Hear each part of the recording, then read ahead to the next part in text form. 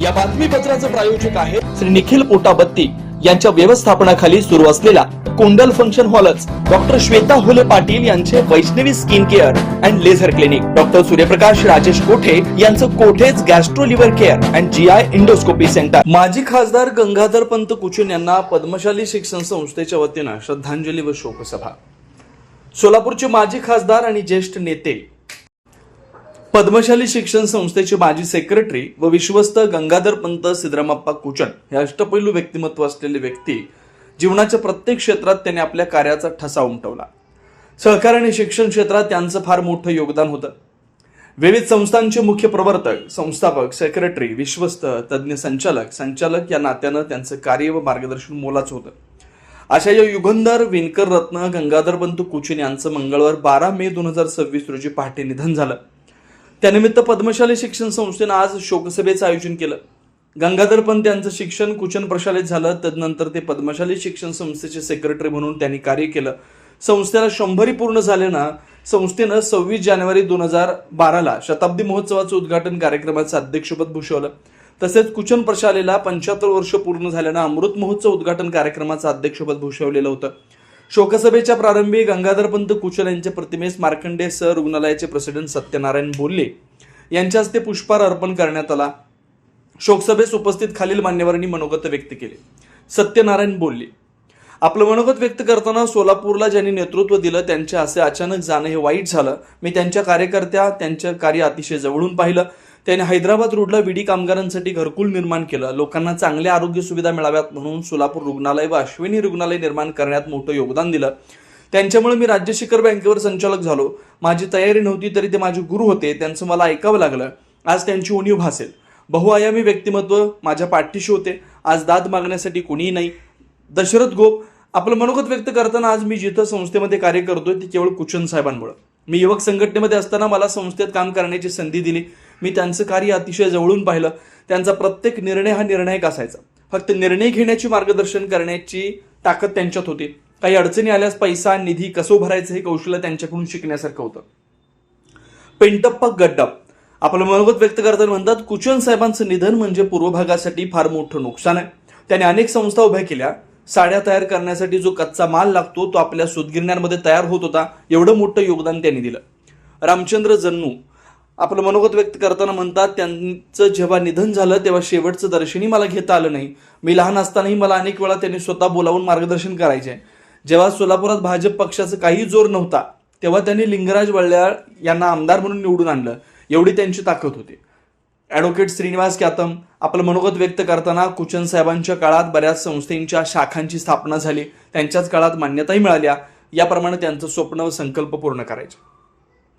Doctor माणिक गुर्रम, आपलं मनोगत व्यक्त करताना साहेबांबरोबर रुग्णालयात काम करत असताना कोणतं काम करावं, त्यावर निर्णय कसा घ्यावा, एखाद्या गोष्टीच्या तुलनात्मक पद्धतीनं प्रश्न कसा सोडवावा हे शिकायला मिळालं. म्हणून आज त्यांची आठवण होत असते. दिनेश शेंडे म्हणतात, मी साहेबांबरोबर 10 ते 15 वर्ष काम केलं. त्यांचं काम शिस्तीचं असायचं. माझी अशी इच्छा आहे की त्यांचा एक पुतळा उभा करावा. प्राध्यापक श्रीनिवास कोंडे म्हणतात, स्वर्गीय गंगाधर पंत कुचन यांना प्रथम मी श्रद्धांजली वाहतो. मी आज इथं उभा राहिलो केवळ साहेबांचा आशीर्वाद, त्यांचं मार्गदर्शनामुळे. तरुण पिढीला ते प्रेरणादायी होते. महाराष्ट्रात त्यांच्या नावानं हेरिटेज व्हावं असं मी नगरसेवक व महापौर यांना विनंती करतोय. रमेश विडप म्हणतात, कुचन साहेब म्हणजे एक मोठी व्यक्ती.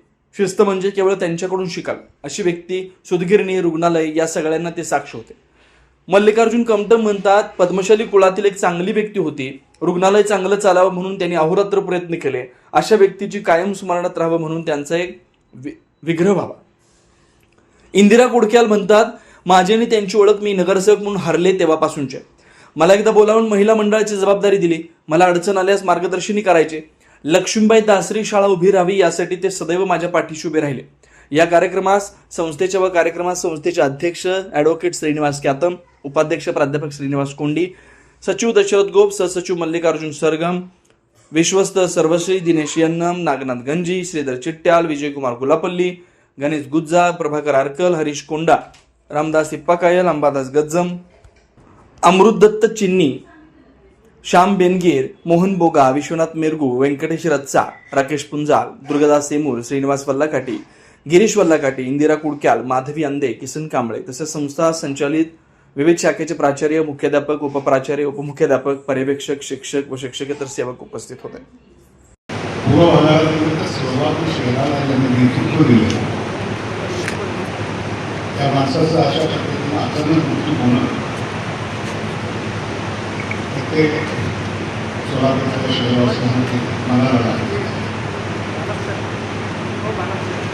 त्यांची सुरुवात सहकारामधून झाली आणि ती होत असताना बहुतेकदा त्यांनी खासदारी पण होऊ शकते. तिसऱ्या वेळेला देखील त्यांनी खासदारकी मागितली पण पुढे अडचण आली आणि ते कारण झालं. अशा वेळेला मी आणि एक पत्रकार जयप्रकाश साहेबांनी आम्ही दोघांनी साहेबांच्या घरी गेलो आणि आपण दिल्लीला जाऊया होऊन जाईल असं मी त्यांना विनवणी केल्यानंतर देखील त्यांनी एकच वाक्य वापरलं. त्यांच्याबद्दलच्या भावना थोडा अवरोधक असायच्या. पण जेव्हा पूजन साहेबांनी यावेळेला लोकसभेला खासदार म्हणून उभा राहिले मग त्यावेळेला कळून आलं की व्यक्तीची किमया, ज्यांची स्वयंशक्ती, जनभावनेतलं त्यांच्या मानसावर अपेक्षा तेव्हा कळून आलं की केवळ ते व्यक्ती म्हणून नाही आहेत, एक कृषी आणि कर्माने व्यक्ती आहे. इतक्या मोठ्या समाजाला संघटित करून त्यावेळेला महाराष्ट्रामध्ये तेलुगू भाषिक लोक इथं राहायला वसाहती केल्या. साहित्यावर नितांत प्रेम आणि त्याचप्रमाणे संगीतावर सुद्धा नितांत प्रेम.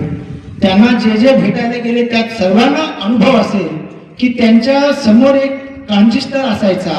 त्या ट्रान्झिस्टरच्या वेळापत्रकात सकाळच्या पहाटेचे पहाडगाणं असतात, पहाडगाणांपासून संध्याकाळच्या रात्रीची शेवटची बातमी, अशा सर्व प्रकारच्या राजकीय, सांस्कृतिक, औद्योगिक, सहकार आणि काही सांसारिक बातम्या, अशा विविध बातम्यांना ते दररोज ऐकायचे आणि त्यावर त्यांचा स्वतःचं आत्मचिंतन असायचा. आणि त्या संबंधित एखादी व्यक्ती त्यांच्या संपर्कात आला की त्याच्याशी ते त्या विषयाबद्दल संवाद घडवायचे. असा सतत म्हणजे त्यांना समाजाचा ध्यास इतका असायचा की ते अविरत ते त्या ध्यासाखाली त्या ठिकाणी काम करायचे. आज या ठिकाणी उपस्थित असलेल्या माझ्या सर्व बंधू भगिनींना सांगतो की त्यांचा ऋण तुम्हा सर्वांच्या शिरावर आहे. कारण ही जी संस्था पद्मशाली शिक्षण संस्था 108 वर्षांपूर्वी ज्यावेळी स्थापन झाली त्यानंतरच्या कालावधीमध्ये ते तब्बल 50 वर्ष या संस्थेमध्ये 17 वर्ष सचिव म्हणून आणि त्यानंतर विश्वस्त म्हणून त्यांनी अत्यंत प्रदीर्घ कालावधी असो आणि औद्योगिक क्षेत्र, सहकार क्षेत्र आणि तसंच घरकुल योजनेबाबतीत सुद्धा त्यांचा मोठा योगदान आहे. ते आमच्या वडिलांच्या काळात ते सहकारी क्षेत्रात वडिलांचं आणि त्यांचं मैत्रित्व होतं. त्यांचं सहयोग सुद्धा आमच्या कुटुंबाला मिळालं. विशेष करून औद्योगिक क्षेत्रात त्यांचं जे सांगायचं झालं की सोलापूरमध्ये जे वस्त्रोद्योग वाढलं त्याच्यात त्यांचं जे रॉ मटेरियल म्हणजे सूत, म्हणजे चादर आणि टॉवेल आणि बेडशीट, पूर्वी प्लेन क्लॉथ तयार होतात आणि साडी सुद्धा फार मोठ्या प्रमाणात सोलापूरमध्ये होतात. पंत कुचन साहेबांचं दिनांक 12/5 रोजी दुःखद निधन झालेलं आहे.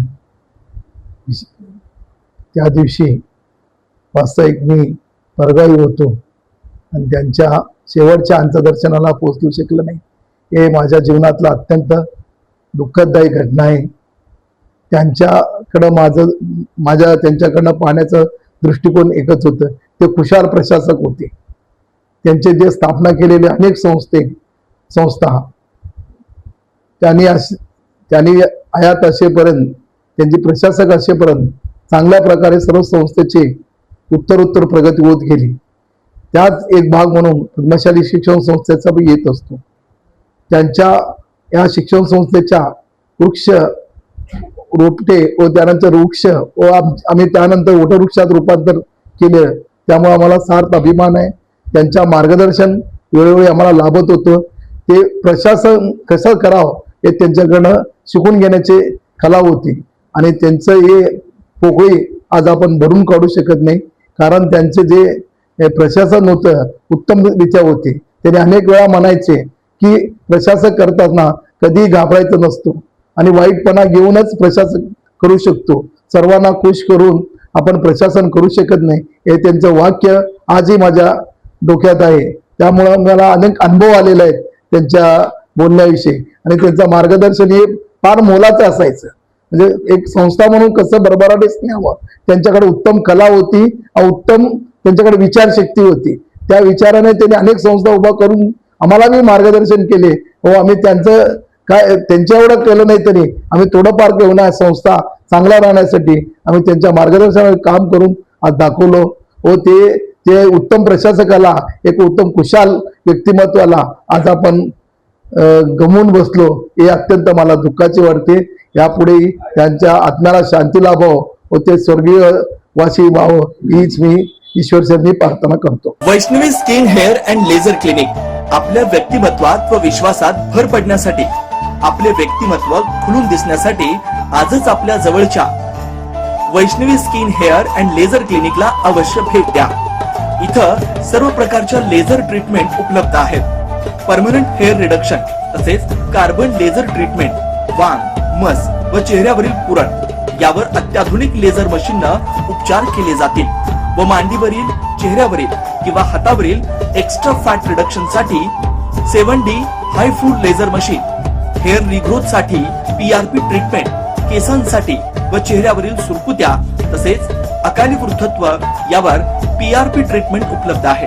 15-in-1 हायड्रा व ऑक्सिजन यू मशीन चेहऱ्यावरील काळपटपणा दूर करण्यासाठी किंवा चेहरा निखळ व सुंदर व तजेलदार दिसण्यासाठी अत्याधुनिक मशीनचा आजच लाभ घ्यावा. तसेच त्वचेचे आजार किंवा अकाली केस पांढरे होणे, केसांमध्ये कोंडा होणे, सोरायसिस यासारख्या विविध आजारांवर योग्य ते उपचार केले जातात. याशिवाय त्वचेच्या विविध सेवा सुविधांसाठी एकदा अवश्य डॉक्टर श्वेता जयंत होले पाटील यांच्या क्लिनिकला अवश्य भेट द्या. यामध्ये प्रत्येक ट्रीटमेंटवर दसरा, दिवाळीच्या आणि क्रिसमस सणानिमित्त ऑक्टोबर, नोव्हेंबर, डिसेंबर या 3 महिन्यांमध्ये 20% सूट देण्यात येईल. Proprietor doctor Shweta Hole Patil, Jayalakshmi residency 3, पत्ता 328/35 new Pachhapeth, Walchand college, boys hostel समोर, सोलापूर. Clinic phone number 9326 20 33 99.